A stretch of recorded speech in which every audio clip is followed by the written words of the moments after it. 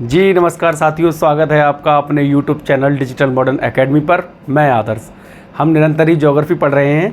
Geography में हमने जो पिछली कक्षा की थी वो हमारी थी प्रमुख दर्रों के बाद आज हम बात करेंगे हमारी भारत की प्रमुख जनजातियाँ।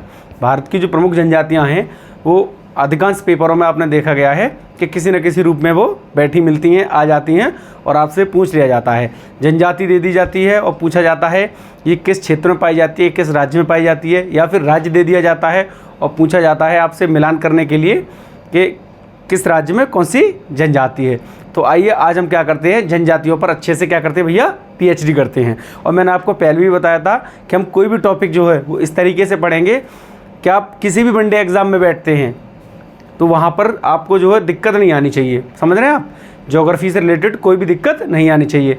मेरा टारगेट GD या UP पुलिस या UPSI नहीं, मेरा टारगेट ये है RO ARO और PCS प्रीलिम्स तक आप दें तो आपको ये जो कक्षाएं हैं आपकी प्रीलिम्स तक को क्या करेंगी, टच करेंगी। तो आज हम क्या करेंगे, हमारी क्या पढ़ेंगे, प्रमुख जनजातियाँ। सबसे पहला क्वेश्चन हमारे दिमाग में एक आता है और आना भी चाहिए, हर एक बच्चे के दिमाग में ये चीज़ आनी चाहिए कि सर हम जो टॉपिक पढ़ रहे हैं, जिस टॉपिक का हम अध्ययन करने जा रहे हैं उस टॉपिक की सर में क्या कीजिए, थोड़ी सी नॉलेज दीजिए। बिल्कुल देंगे सर जनजातियाँ क्या होती हैं। पहला सबसे प्रश्न जो हमारे दिमाग में आता है, चलिए आप जनजातियाँ पढ़ रहे हैं, आपसे कोई पूछ ले सर आप जनजातियाँ पढ़ ली आपने, हाँ जनजातियाँ क्या होती हैं। तो ऐसा नहीं होना चाहिए कि सर हमको पता है लेकिन होती क्या है नहीं पता। नहीं, आपको पता होना चाहिए जनजातियाँ क्या होती हैं। तो सुनिए मेरी बात, जनजातियाँ क्या होती हैं। वह समुदाय जो राज्य के विकास या गठन के पूर्व, क्या था, अस्तित्व में था, या राज्य के विकास के बाद भी किसी अलग समाज समुदाय के साथ रहता है, उससे हम क्या कहते हैं भैया, जनजाति कहते हैं। अब सुनिए मेरी बात, पहले क्या था, ये हमारा सुंदर सा हमने मैप लगाया है और मैप हमने किसका लगाया भाई, आप जान रहे हैं हमारे भारत का सुंदर सा क्या लगा है, मैप लगा है। तो पहले क्या था बाबू, ये जो हमारे राज्य हैं ये राज्य नहीं थे, इस तरीके से एक भी राज्य नहीं था, ना हमारा कोई UT था, केंद्र शासित प्रदेश, कुछ नहीं था। बस इतना पता था कि ये हमारा देश है जिसमें जो जहाँ चाह रहा था वहीं रह रहा था। नहीं तो हम में से काफ़ी लोग ऐसे हैं जो पहले ही इतने समझदार होते हैं कि आज हम उत्तर प्रदेश में हम थोड़ा सा और ऊपर बढ़ जाते हैं, हिमाचल प्रदेश में रहते परमानेंट। समझ रहे हैं आप लोग। उत्तराखंड तो चलो हम ही हैं, हमसे अलग हुआ है, हम हिमाचल प्रदेश में रह लेते, है ना। हो सकता है बहुत से लोगों का सपना हो कि सर हम तो साउथ में रहते, कहाँ सर, केरल में रहते सर, अन्नामलाई की पहाड़ियों पर, है ना। तो मैं आपको क्या बताना चाह रहा हूँ कि पहले हमारा ये जो राज्य का विभाजन है, जो गठन है, वो कुछ नहीं था। तो क्या था, जो लोग जहाँ भी रहते थे वहीं रहते थे। लेकिन जनजातियाँ क्या थी, जनजातियाँ रहती तो यहीं थी, देश में ही रहती थी, लेकिन जनजातियाँ क्या करती थी, एक परिवार, एक समूह के साथ एक अपना क्या गुट बना करके अलग रहती थी। फिर क्या हुआ, राज्य का गठन हुआ, राज्यों के गठन शुरू हुए। मान लीजिए पहले हमारा जम्मू कश्मीर लद्दाख एक ही था, तो पहले मान लीजिए इस क्षेत्र का गठन हुआ, फिर हिमाचल का गठन हो गया, फिर मान लीजिए आप UP का गठन हुआ, MP का हुआ, महाराष्ट्र का, इस तरीके से गठन होते चले गए राज्यों के।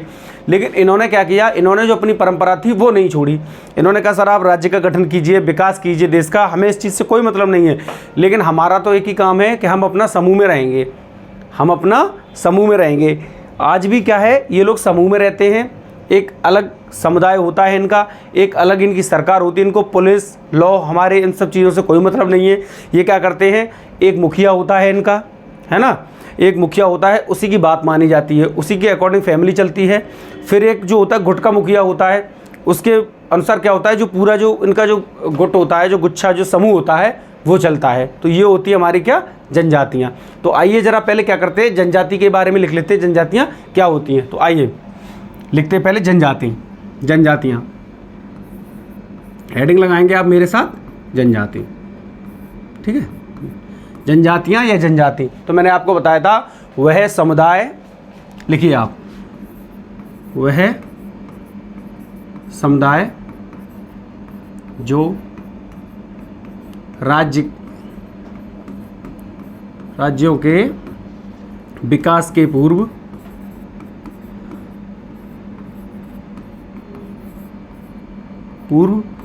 या विकास के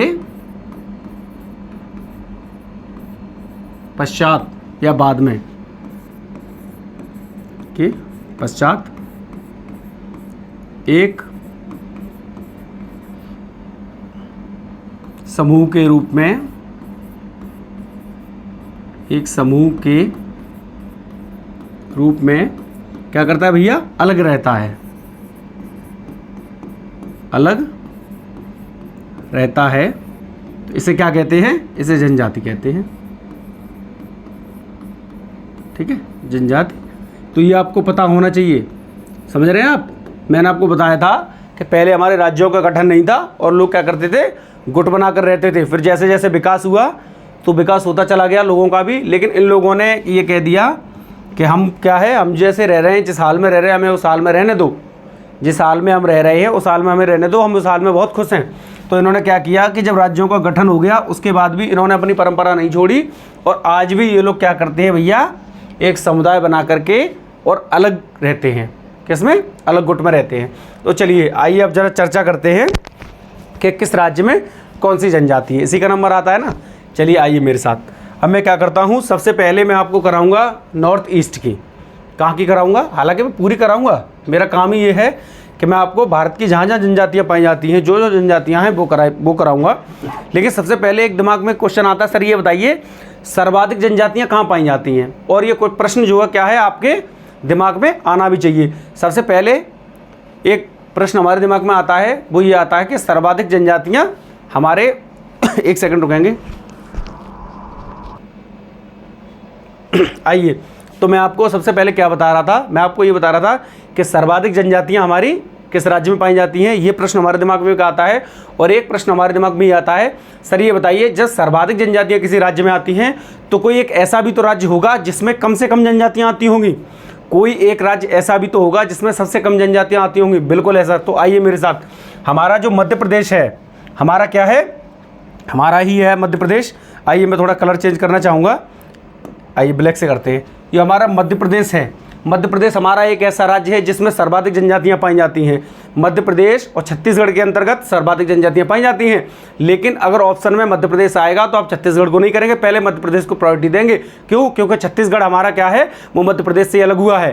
पहले छत्तीसगढ़ और मध्य प्रदेश एक ही बात थी, लेकिन क्या हुआ, फिर विभाजन हुआ और हमारा छत्तीसगढ़ क्या कर दिया गया, अलग कर दिया गया। उसके बाद चलिए अब मैं आपको बताता हूँ। अब जब मैंने सर्वाधिक बताई है आपको, अब मेरा फ़र्ज है कि मैं आपको न्यूनतम भी बताऊँ। न्यूनतम जनजाति अगर आपसे पूछी जाएंगी कि कहाँ पाई जाती हैं, तो न्यूनतम जनजातियाँ हमारी पाई जाती हैं हरियाणा और पंजाब। हरियाणा और पंजाब हमारे एक ऐसे राज्य हैं जिसमें न्यूनतम जनजातियाँ पाई जाती हैं। और सर्वाधिक जनजातियाँ अगर आपसे पूछी जाएंगी तो आपका क्या हो जाएगा, एमपी, मध्य प्रदेश। ये चीज़ आपको अपने दिमाग में बहुत अच्छे से भैया सेट करनी है, क्योंकि सीधा सीधा प्रश्न आया है। सर्वाधिक जनजातियाँ कहाँ पाई जाती हैं, एमपी में पाई जाती हैं। सबसे कम जनजातियाँ कहाँ पाई जाती हैं, तो पंजाब और हरियाणा। मैं समझाऊंगा भी और लिखाऊंगा भी, मेरा यही काम है। तो आइए ज़रा मेरे साथ, अब मैं क्या करता हूँ, अब मैं आपको कराता हूँ थोड़ा सा लेख, है ना, पाठ। आइए ज़रा इसी को साफ करेंगे और मैं आपको लिखाता हूँ। आइए,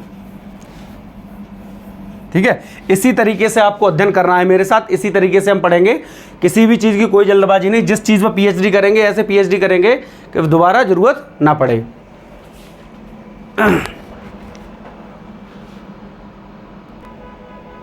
आइए दोस्तों, तो हम लिखते हैं क्या, हमारी सर्वाधिक जनजातियां। तो लिखेंगे सर्वाधिक जनजातियां किस राज्य में पाई जाती हैं और सबसे कम जनजातियां किस राज्य में पाई जाती हैं। मैंने आपको यहां समझाया था, अब मैं आपको यहां लिखाऊंगा।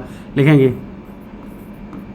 सर्वाधिक जनजातियां,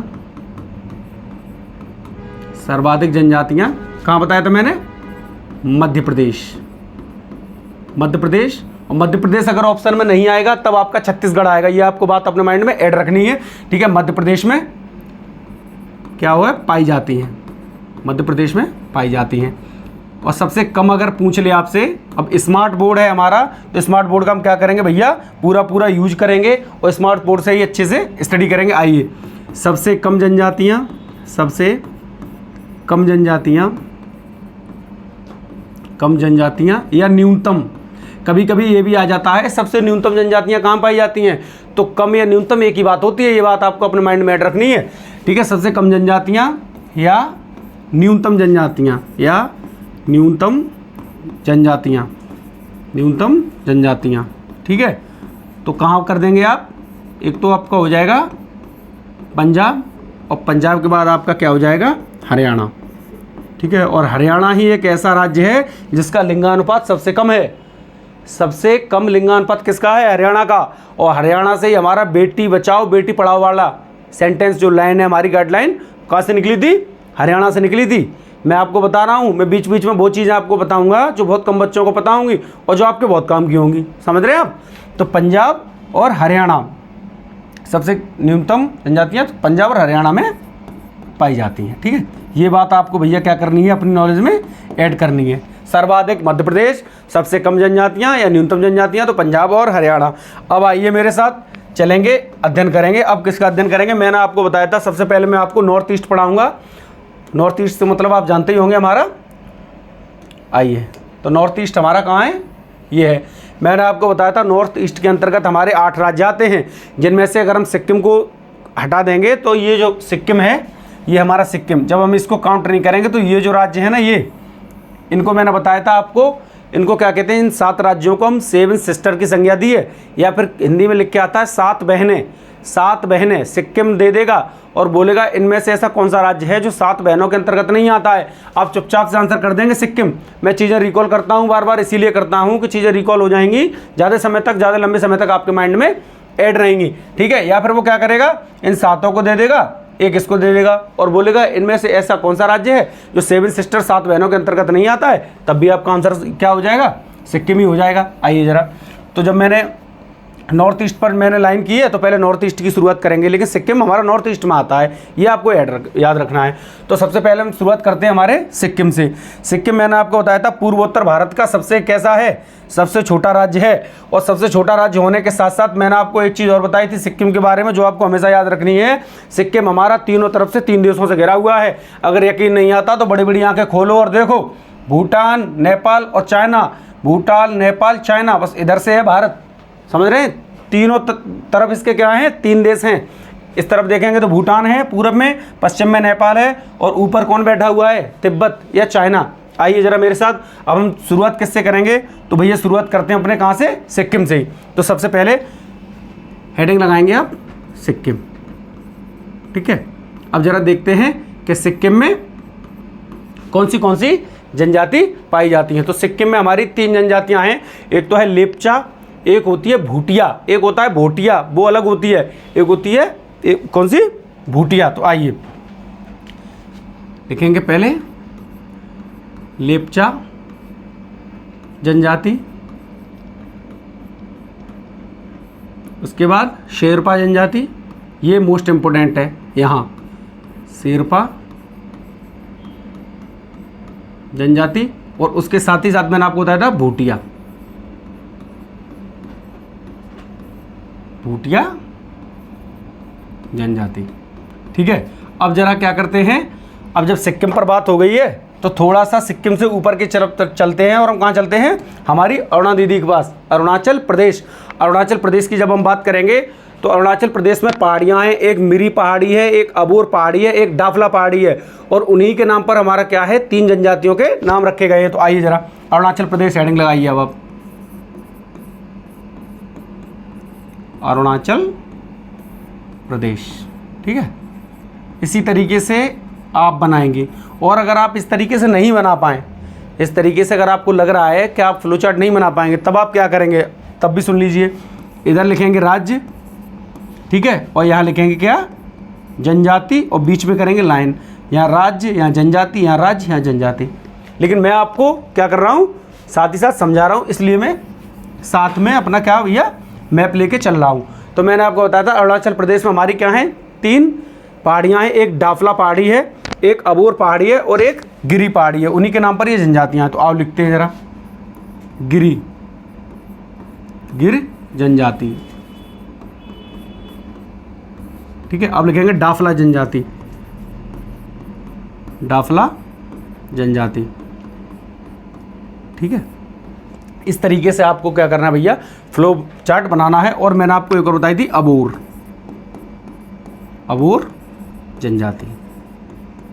ठीक है, ये 3 जनजातियां आपको क्या करनी है?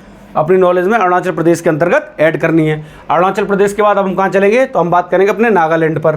ठीक है, तो आप इसका स्क्रीनशॉट लीजिए, फिर मैं नागालैंड पर चलता हूँ। आइए अब चलते हैं नागालैंड। अब नागालैंड की बात हो ही जाए तो बढ़िया से पीएचडी कर दो नागालैंड पर, ठीक है। नागालैंड के अंतर्गत केवल एक ही जनजाति आती है और बहुत ही सीधी सीधी चली जाती है और उसका नाम ही है क्या, नागा जनजाति। लिख लो, नागा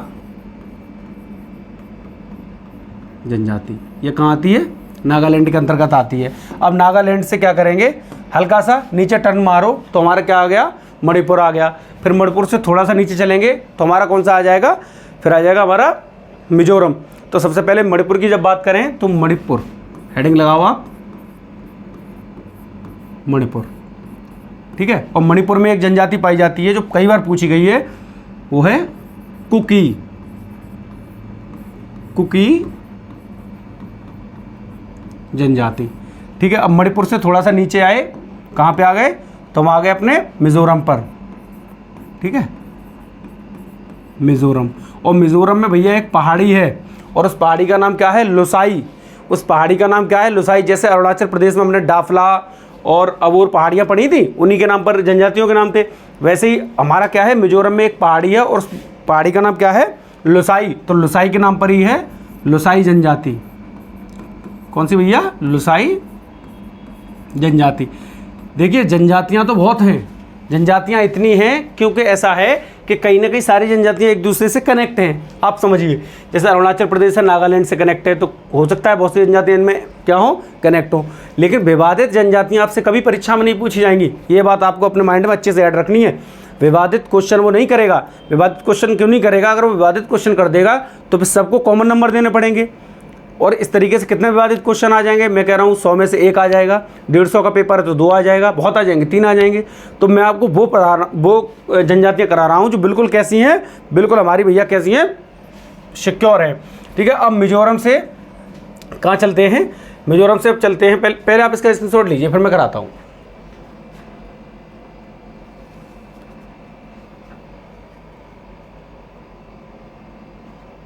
आइए अब मैं कराता हूँ पहले आपको मेघालय, और मेघालय से फिर कर लेंगे त्रिपुरा, या फिर त्रिपुरा पहले कर लो मेघालय बाद में कर लो, कोई दिक्कत नहीं है। आइए ज़रा, तो पहले क्या करते हैं, पहले मेघालय को देख लेते हैं। मेघा दीदी पे आ जाओ, मेघालय, मेघालय। और मेघालय में भी भैया क्या है, 3 पहाड़ियाँ हैं और बहुत फेमस पहाड़ियाँ हैं, बच्चा बच्चा जानता है इनको, और अगर आप नहीं जानते हैं तो गलत बात है। गारो, खासी, जयंतिया, गारो, खासी, जयंतिया, गारो, खासी, जयंतिया, तीनों जनजातियां हैं, लिख लो। गारो जनजाति, गारो जनजाति, कौमा खासी, खांसी मत कर लेना, खुल्लू खुल्लू वाली खांसी नहीं है, खासी है ये, खासी जनजाति। और उसके बाद जयंतिया, जयंतिया जनजाति, ठीक है। ये पहाड़ियाँ हैं और पहाड़ियों के नाम पर ही क्या कर दिया गया है, इनका नामकरण कर दिया गया है। अब जरा हम आते हैं किस पर, हमारे त्रिपुरा। और त्रिपुरा के बारे में मैंने आपको जानकारी दी है कि त्रिपुरा हमारा क्या है, तीनों तरफ से बांग्लादेश से घिरा हुआ है। त्रिपुरा हमारा तीनों तरफ से बांग्लादेश से घिरा हुआ है। इसके साथ ही साथ इसमें भैया 2 जनजातियां हैं, एक तो है रियांग जनजाति, रियांग जनजाति, ठीक है। और उसके साथ ही एक है डिमांस, इसको आप मोस्ट इंपोर्टेंट लगा लेना, डिमांस, डिमांस जनजाति। डिमांस जैसे मालूम, जैसे इसके नाम में मांस आ रहा है, वैसे आपको ऐड भी रखना है। ये इनको नरबच्ची और बोलते हैं, हम इनको क्या बोलते हैं, नरबच्ची। मतलब ऐसा माना जाता है, मुझे पता नहीं है, मैंने भी कहीं पढ़ा है, ऐसा माना जाता है कि अगर इनको हमारे तुम्हारे जैसा कोई नॉर्मल व्यक्ति दिख जाए और सुबह शाम का टाइम हो, इन्हें मौका दिखे कि कोई नहीं है, तो ये क्या करेंगे, हमारे लेग पीस बना के खा लेंगे। ये आपको नॉलेज अपने माइंड में ऐड रखनी है। डिमांस, डिमांस जनजाति कई बार पूछी गई है परीक्षा में और ये फिर आएगी, क्योंकि डिमांस पर लोगों की कम नज़र है, इसीलिए एग्जामिनर की ज़्यादा नज़र है, ठीक है। आप इसका स्क्रीनशॉट लीजिए, फिर मैं और कराता हूँ। एक काम करते हैं ना, असम रह गया है तो असम को मैं यहीं करा दे रहा हूँ। आइए, इसी में हो जाएगा असम, 2 ही आती हैं असम में, दोनों करा दे रहा हूँ। असम, ठीक है, कौन सा रह गया हमारा, असम रह गया है। और असम के अंतर्गत आती है एक तो मिकिर जनजाति आती है, एक आती है बोडो, बोडो बोडो जनजाति, बोडो जनजाति, और एक आती है मिकिर, कौन सी आती है, मिकिर जनजाति। तो बाबू ये हमारा क्या हो गया, ये हमारा हो गया, मैंने आपको बताया था नॉर्थ ईस्ट के जो इम्पोर्टेंट हमने जो क्या थी अपनी जनजातियां कर ली हैं। इस वाले पोर्शन को हमने क्या किया है, बड़ी ही सुलभता से पूरा कर लिया है। अब जरा काउंट करेंगे एक बार, 1 2 3, ठीक है सर, 3 तो ये हो गए सर, आइए ज़रा देखते हैं, 3 जब ये हो गए, 3 4 5 6, ठीक है सर, 6 7 और 8, और 8 ही हमारे राज्य ऐसे हैं जो नॉर्थ ईस्ट के अंतर्गत, उत्तर भारत के अंतर्गत आते हैं। साथ ही साथ मैंने आपको 7 सिस्टर बताए थे, सिक्किम को हटा देंगे, बाकी जो 7 बचेंगे हमारे 7 सिस्टर में आएंगे। अब ज़रा चलिए मैं फिर से आपको लेकर चलता हूँ, और अब हम क्या करेंगे, अब हम जो शुरुआत करेंगे भैया वो अपनी, मैंने नॉर्थ ईस्ट करा दिया, अब नॉर्थ ईस्ट के बाद अब मैं आपको लेकर चलूँगा, वो कहाँ लेकर चलूँगा, सबसे ऊपर नॉर्थ ईस्ट के बाद अब चलते हैं हमारे नॉर्थ वाले पार्ट पर। तो नॉर्थ वाले पार्ट में आपको पता है कि लद्दाख और जम्मू कश्मीर, लद्दाख और जम्मू कश्मीर अभी हाल ही में कुछ दिन पहले ही क्या हुए हैं, ये अलग अलग गठित हुए हैं। उससे पहले क्या थे, ये पूरा क्षेत्र एक था। उसी के साथ साथ हमारी जो हिमाचल प्रदेश है, हिमाचल प्रदेश हमारा जम्मू कश्मीर और लद्दाख से क्या करता है, सीमा साझा करता है। तो जाहिर सी बात है कि जो जनजातियाँ लद्दाख में होंगी उसमें से कुछ जनजातियों का समूह ऐसा होगा जो अब कहाँ गया होगा, जम्मू कश्मीर में, तो कुछ समूह ऐसा भी होगा जो कहाँ होगा, हिमाचल प्रदेश में। तो मैं आपको जम्मू कश्मीर, हिमाचल प्रदेश और लद्दाख की जनजातियाँ कैसे करूँगा, एक साथ पढ़ाऊँगा। लद्दाख, जम्मू कश्मीर और हिमाचल प्रदेश की जनजातियाँ हम कैसे पढ़ेंगे, एक साथ पढ़ेंगे। चलिए हेडिंग लगाइए आप मेरे साथ, आइए हेडिंग लगाते हैं, शॉर्ट में लिखेंगे, ठीक है, या पूरा लिखते हैं यार, चलो LD शॉर्ट में लिख लूँ, JK JNK एंड HP, ठीक है। मैंने आपको बताया था तीनों राज्य क्या हैं, एक दूसरे से बिल्कुल सटे हुए हैं। तो जाहिर सी बात है कि तीनों में कैसी होंगी, तीनों में एक जैसी जनजातियां निवास करती होंगी। सबसे पहले एक जनजाति आती है बकरवाल, बकरवाल जनजाति आती है। आपने देखा होगा, अगर आपने बजरंगी भाईजान मूवी देखी है तो आपने मुन्नी देखी होगी। मुन्नी के जो पिताजी होते हैं वो क्या करते हैं, बकरियां भेड़ों का पालन करते हैं। वहाँ क्या है, अधिकांश उसमें संख्या में क्या, बकरी और भेड़ पालन किया जाता है। क्यों, तभी इसीलिए तो उनको क्या कहते हैं भैया, बकरवाल। उसके साथ साथ एक जनजातियाँ पाई जाती है गुज्जर, गुर्जर नहीं है, गुर्जर अलग हैं, गुर्जर हमारे यहाँ पाए जाते हैं। एक जनजाति तो गुज्जर, मेला पिक्चर अगर आपने देखी हो तो उसमें गुज्जर आता है, गुज्जर आता है और मेला को अस्त व्यस्त कर देता है, तो ये वही है गुज्जर। उसके साथ ही साथ एक जनजाति है जो मोस्ट इम्पोर्टेंट है, और वो है कौन सी, जौनसारी। जौनसारी के साथ साथ एक जनजाति इसमें और है गद्दी। ये सब जनजातियाँ आपको कहाँ मिलेंगी, तो लद्दाख, जम्मू कश्मीर और हिमाचल प्रदेश में मिलेंगे। आइए ज़रा तो लिख लेते हैं, तो पहले लिखते हैं बकरवाल,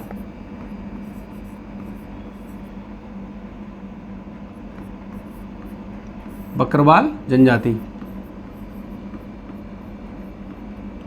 ठीक है। अब लिखो गुज्जर, गुज्जर जनजाति, गुज्जर जनजाति। अब जौनसारी, जौनसारी, और उसके साथ ही साथ मैंने आपको बताया था गद्दी, कौन सी, गद्दी जनजाति। थोड़ा सर इसके बारे में अगर आप नॉलेज दे दें तो सर मज़ा आ जाए, बिल्कुल आएगा।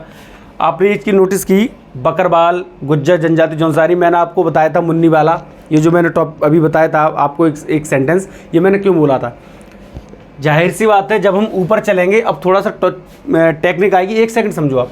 जब हम ऊपर चलेंगे तो हमारा उच्चावच कैसा होगा, उच्चावच हमारा कम होगा, टेम्परेचर कैसा होगा, हमारा कम होगा।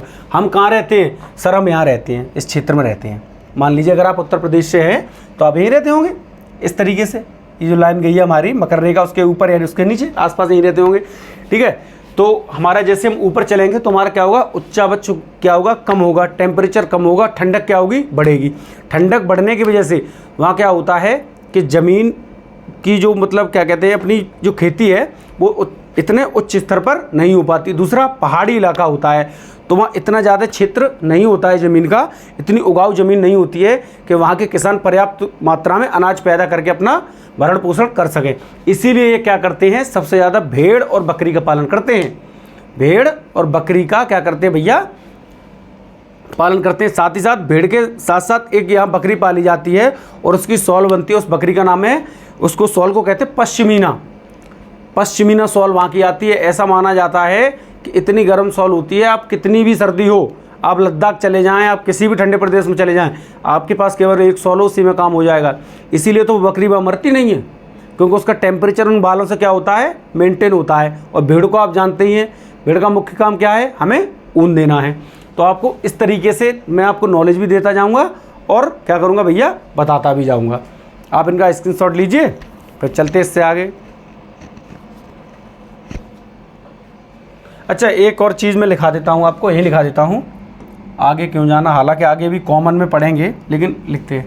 ये जो जौनसारी जनजाति है ना, जौनसारी जनजाति पूरा लिख लो, जौनसारी जनजाति। इसमें भैया एक बहुत अच्छी प्रथा है, इनके हिसाब से, हम लोगों के हिसाब से नहीं। इसमें क्या है, इसमें बहुपत्नी विवाह किया जाता है। क्या किया जाता है,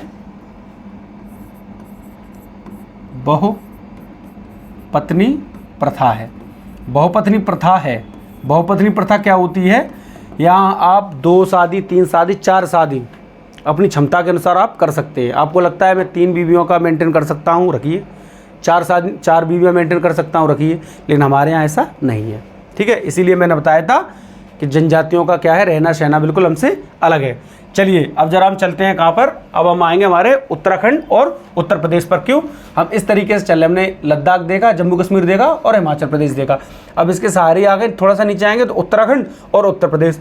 जाहिर सी बात है, आप जैसे जानते हैं, बहुत अच्छे से जानते होंगे, 9 नवंबर सन 2000 को हमारा क्या हुआ था, उत्तराखंड हमसे क्या कर दिया गया था, अलग कर दिया गया था।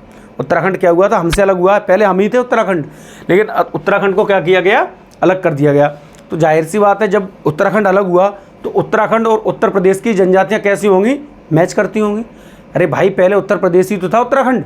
आइए जरा लिखिए, हेडिंग लगाइए, यूपी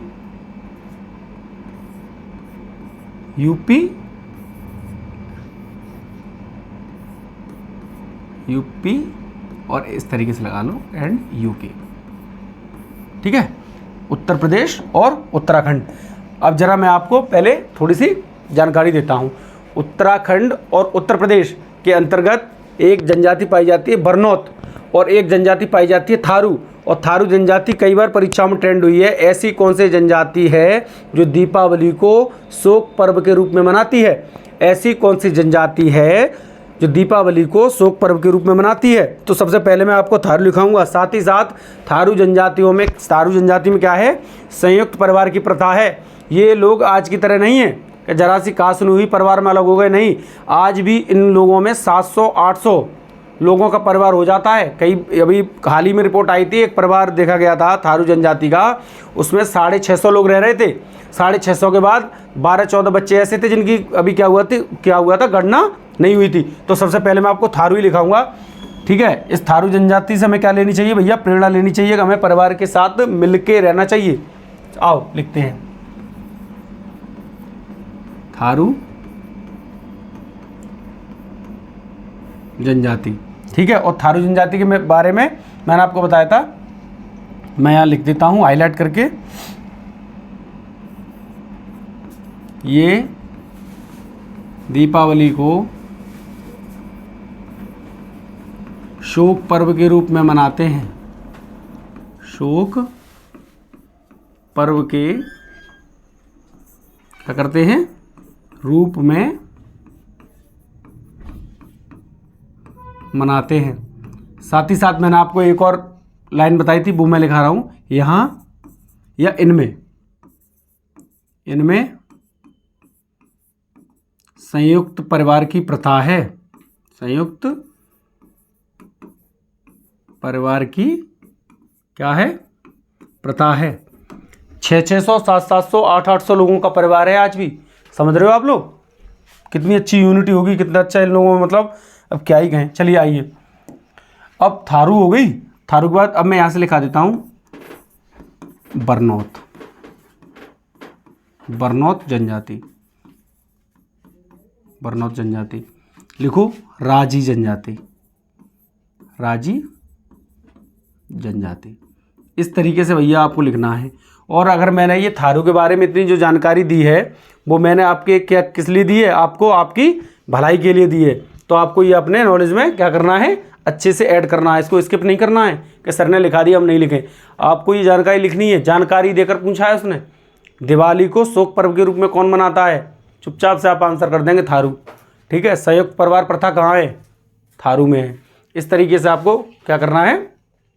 अब आइए, अब मैं और लिखाता हूँ आपको।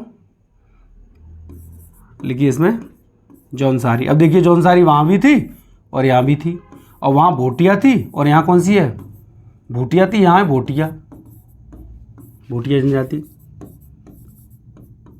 और एक और है मोस्ट इंपोर्टेंट बुक्सा,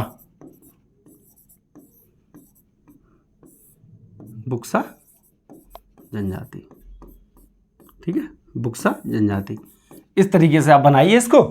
अब जब आप बना लेंगे फिर मैं और बताता हूं आपको।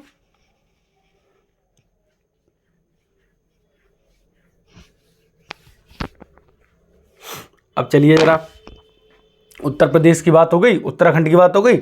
अब थोड़ा सा नीचे आ जाओ तो क्यों ना मध्य प्रदेश को देख ले। और जब हम मध्य प्रदेश को देखेंगे तो मैंने आपको बताया था मध्य प्रदेश से क्या अलग हुआ है, हमारा छत्तीसगढ़ अलग हुआ है। ऐसे ही जब बिहार पढ़ेंगे तो बिहार से हमारा क्या अलग हुआ था, तो बिहार से बच्चा हमारा अलग हुआ है क्या, झारखंड। तो बिहार और झारखंड को एक साथ लपेटेंगे। चलो, एमपी और छत्तीसगढ़ लिख लो, मध्य प्रदेश, मध्य प्रदेश प्लस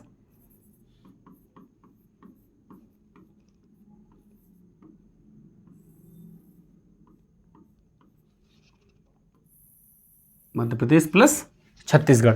अब मैंने आपको बताया था कि जिस तरीके से उत्तराखंड उत्तर प्रदेश से अलग हुआ तो उन दोनों की जनजातियाँ क्या हो रही थी, मैच हो रही थी। इसी तरीके से हमारे किसकी, मध्य प्रदेश की और छत्तीसगढ़ की जनजातियाँ क्या होंगी, मैच होंगी। साथ ही साथ मैंने आपको अभी जब मैंने क्लास शुरू की थी तब मैंने आपको बताया था सर्वाधिक जनजाति वाला राज्य मध्य प्रदेश, सबसे कम या न्यूनतम या ना के बराबर जनजातियाँ तो हरियाणा और उसके साथ साथ पंजाब।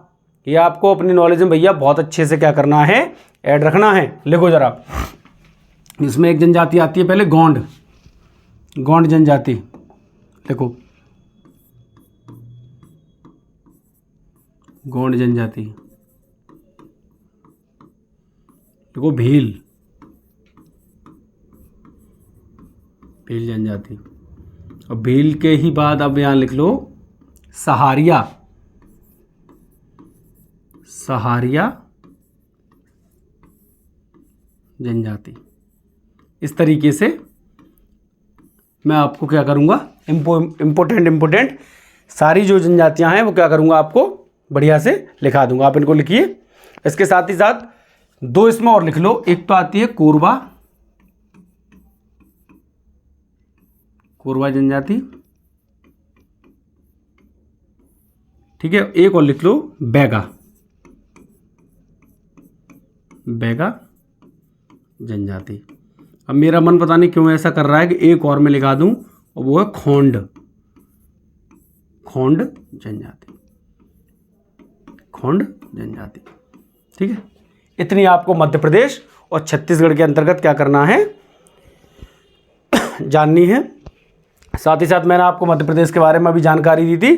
क्या जानकारी दी थी भैया, कि मध्य प्रदेश हमारा सर्वाधिक क्या है, जनजाति वाला क्या है, राज्य है। और सबसे कम जनजाति वाला राज्य हमारे दो राज्य बताए थे मैंने, पंजाब और हरियाणा। मैं रिकॉल चीज़ें इसीलिए करता हूँ कि आपके माइंड में क्या हो जाए। अब हमने क्या किया है, मध्य प्रदेश और छत्तीसगढ़ को लपेटा है। अब लगे हाथ क्या करो, बिहार और झारखंड को देख लो, क्योंकि झारखंड हमारा बिहार से ही तो अलग हुआ है। आओ जरा हेडिंग लगाओ, बिहार प्लस झार, या झारखंड लिख लो पूरा, कोई दिक्कत नहीं है। इसमें भैया एक बहुत मोस्ट इम्पोर्टेंट क्या है, हमारी जनजाति है, जो हमारे क्या है जनजाति जिसने क्या किया था, जनजाति आंदोलन किया था, जिसके समूह से, जिसके एक मुखिया थे बिरसा मुंडा। एक जनजाति है हमारी जो कहाँ, बिहार और झारखंड में निवास करती है। उस जनजाति का क्या नाम मैंने आपको बताया था, मुंडा जनजाति। तो वहीं के एक मुखिया थे, कौन से, बिरसा मुंडा जी, जिन्होंने क्या किया था, जनजाति आंदोलन किया था। आइए लिखिए मेरे साथ, आइए मैं लिखवाता हूँ आपको। पहले लिख लो बिरसा जनजाति, बिरसा जनजाति, ठीक है। उसके बाद सहारिया यहाँ भी मिलेगी आपको, छत्तीसगढ़ के साथ साथ झारखंड में मिलेगी, क्योंकि छत्तीसगढ़ और झारखंड क्या है, एक दूसरे से सीमा साझा करते हैं। सहारिया जनजाति। और साथ ही साथ मैंने आपको बताया था बिरसा मुंडा जी जो थे, बिरसा मुंडा जी वो कहाँ से निकले थे, बिरसा जनजाति से ही निकले थे। कहाँ से निकले थे, बिरसा जनजाति से। या इसको एक नाम और दे देते हैं, इसी को कह देते हैं मुंडा। ऐसे आ जाएगा मुंडा, या फिर आ जाएगा बिरसा, या तो आ जाएगा मुंडा जनजाति, है ना, या फिर क्या आ जाएगा, बिरसा जनजाति। साथ ही साथ एक जनजाति आती है, इसका बड़ा ही अजीब नाम है, और उसका नाम है हो। कौन सी जनजाति आती है, हो, लिख लो हो, या फिर हु भी आ जाता है कभी कभी, हो या हु जनजाति, हो या फिर क्या आ जाता है, हु। उसके साथ साथ आती है खरवार, खरवार जनजाति। खरवार के साथ साथ एक और लिख लो, संथाल, संथाल जनजाति। इस तरीके से आपको बनाने हैं, आप बनाइए, फिर मैं आगे और बताता हूँ। दो और लिख लो इसमें यार, मुझे पता नहीं क्यों ऐसा लग रहा है कि वो इम्पोर्टेंट हैं और उनके प्रबल चांस हैं आने के। लिख लो, एक तो लिख लो उरांव, उरांव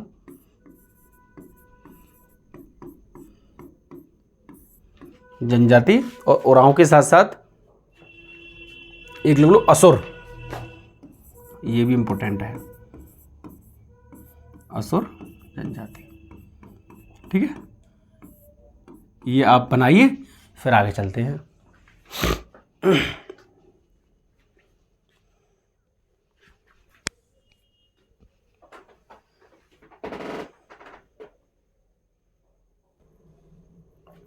अब आइए, ठीक है। अब झारखंड से थोड़ा सा नीचे चलो तो आ गए उड़ीसा, ठीक है। उड़ीसा लगे हाथ देख लो, उड़ीसा कहो, उड़ीसा कहो, कुछ भी कह लो, आपका मन है, बस आपको समझ में आना चाहिए। उड़ीसा, उड़ीसा कह लो या फिर उड़ीसा कह लो। उड़ीसा में एक जनजाति पाई जाती है, बहुत ही इम्पोर्टेंट, और उसका नाम क्या है, उसका नाम है भूमिज। भूमिज के साथ साथ ही एक जनजाति इसमें और पाई जाती है भैया, सौरा। कौन सी, सौरा। और सौरा के साथ साथ ही एक जनजाति और इसमें पाई जाती है, खोंड। खोंड जनजाति मैंने आपको पीछे ही बताई थी, एक जगह पाई जा रही थी। तो आइए पहले लिखते हैं खोंड जनजाति, खोंड जनजाति और सौरा, सौरा। और सौरा पे क्या करना है, स्टार लगाना है। सौरा जनजाति है वो, पूरा लिख लेना आप लोग। और एक है भूमिज, भूमिज जनजाति। इस तरीके से आप बनाइए। चलिए अब चलते हैं, थोड़ा सा क्या करते हैं, लगे हाथ। जब हमारा उड़ीसा हो गया है तो अब उड़ीसा से नीचे थोड़ा सा आ जाओ। आंध्र प्रदेश में ऐसा कुछ खास है नहीं, आंध्र प्रदेश से पूछा भी नहीं गया। अब चलते थोड़ा तमिलनाडु। तमिलनाडु में एक्चुअली क्या है बेटा, तमिलनाडु में नहीं, वो तमिलनाडु और केरल की सीमा पर जो जनजातियाँ जितनी जो निवास करती हैं वो कहाँ करती हैं, तमिलनाडु और केरल की सीमा पर निवास करती हैं। लेकिन अगर ऑप्शन में तमिलनाडु और केरल दोनों आएंगे, मान लीजिए कोई आपसे जनजाति दी जाएगी जो मैं भी आपको बताऊंगा, अगर केरल और तमिलनाडु दोनों आएंगे तो आप आंसर तमिलनाडु करके आएंगे, क्योंकि बोर्ड ने भैया तमिलनाडु माना है, तो आपको अपने नहीं चलानी है, तो आप तमिलनाडु ही लिखो। कौन सी भैया, तमिलनाडु, ठीक है। और तमिलनाडु पर भी अगर देख लो तो ये भैया नीलगिरी की पहाड़ियों पर क्या करती हैं, निवास करती हैं। किस पर? नीलगिरी की पहाड़ियों पर निवास करती हैं और बड़ी ही खतरनाक एक जनजातियाँ पाई जाती है। आपसे सीधा सीधा परीक्षा में पूछा जाएगा, क्या पूछा जाएगा ये बताइए, जादू टोना करने वाली जनजाति कौन सी है? जादू टोना करने वाली जनजाति कौन सी है ना, और कहाँ पाई जाती है?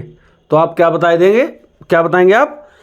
नीलगिरी पहाड़ी पर पाई जाती है, और नीलगिरी पहाड़ी में भी अगर आपसे पूछ लिया जाए तो आप बता देंगे तमिलनाडु में। तो आइए, उसका नाम है टोडा, टोडा जनजाति, ठीक है। और इसी को क्या कहते हैं? इसको कहते हैं, ये पूछा गया है, जादू टोना करने वाली जनजाति, करने वाली जनजाति। साथ ही साथ इस जनजाति में भी क्या है? बहुपत्नी, बहुपत्नी प्रथा, जो मैंने अभी आपको पीछे बताया था वही सिस्टम यहाँ है। यहाँ क्या है, यहाँ भी आप क्या कर सकते हैं, अपनी क्षमता के अनुसार 2, 3, 4, 5, 6 पत्नियाँ क्या कर सकते हैं, रख सकते हैं, ठीक है। अब साथ साथ अब इसे देख लिया है तमिलनाडु को, तो लगे हाथ क्या कर लो, केरल को और लपेट लो। आ जाओ, आप लिख लो केरल, ठीक है। अब बात करते हैं केरल। तो केरल में एक जनजाति पाई जाती है ईला। एक जनजाति कौन सी पाई जाती है? ईला। एक पाई जाती है कादर, और एक पाई जाती है मोपला। आओ, तो पाई जाती है मोपला जनजाति, मोपला जनजाति। उसके बाद ईला,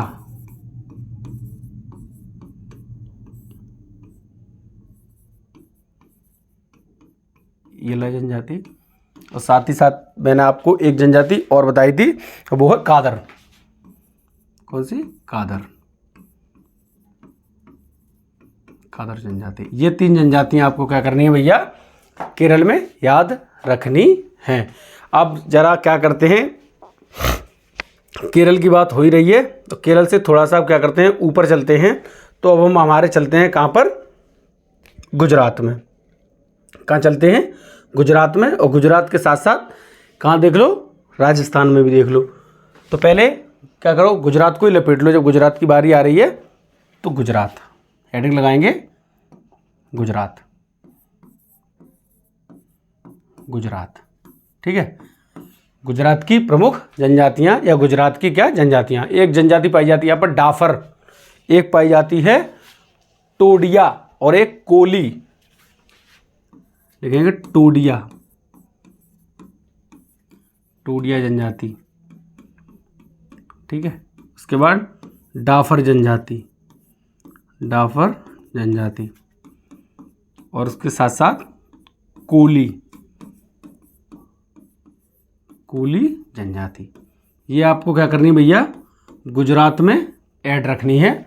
मतलब गुजरात में ये हैं, ये बात आपको अपने क्या करना है, माइंड में ऐड रखना है। साथ ही साथ अब गुजरात की बात हो गई है, तो लगे हाथ राजस्थान और लपेट दो। आ जाओ, राजस्थान पे बात कर लो। वीडियो बड़ा हो रहा है तो थोड़ा सा तेज चलेंगे।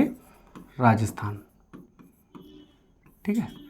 अब बात करते हैं हमारे राजस्थान। तो राजस्थान में एक समूह पाया जाता है जो सबसे बड़ा है, और समूह का नाम क्या है भैया, मीणा। क्या है? मीणा। मीणा के साथ ही साथ यहाँ एक समूह और पाया जाता है सांसी, एक है गरसिया, एक है भील, और एक कौन सा है, बंजारा। लिख लो, मीणा, मीणा जनजाति, मीणा जनजाति। उसके बाद गरसिया, गरसिया जनजाति। और मैंने आपको बताया सीसा या सांसी, सॉरी, सांसी जनजाति। और सांसी जनजाति के साथ साथ भील, भील जनजाति। ये आपको क्या करनी है भैया, अपने माइंड में एक बंजारा और लिख लो। बंजारा भी कहाँ, राजस्थान के फेमस हैं, राजस्थान के ही पूछे जाते हैं। तो ये आपको अपने नॉलेज में ऐड रखनी है। अब इतना जब मैंने बता दिया है तो मेरा मन कर रहा है मैं थोड़ा सा आपको 2 मिनट का आपका समय लेना चाहूँगा, और मैं आपको अंडमान निकोबार की 2 से 3 हैं वो मैं आपको बता दूं, हमारा ये रहा अंडमान निकोबार, और अब हम अंडमान निकोबार को लाएंगे यहाँ। 1 मिनट का समय लूँगा मैं आपका। अंडमान, क्योंकि पूछा गया है आपसे निकोबार, तो मैं चाहता हूँ कि जब पूछा गया है तो 1 मिनट में आपका कुछ नहीं बिगड़ेगा, और अगर परीक्षा में आ गया तो बहुत कुछ बिगड़ जाएगा। समझ रहे हो? यहाँ एक जनजाति पाई जाती है, और उस जनजाति का नाम क्या है भैया? आइए ज़रा, उस जनजाति का नाम है कौन सा? एक जनजाति पाई जाती है सेंटलीज, उसके साथ साथ एक जनजाति पाई जाती है ओंग, और उसके साथ साथ एक पाई जाती है जारवा। आओ,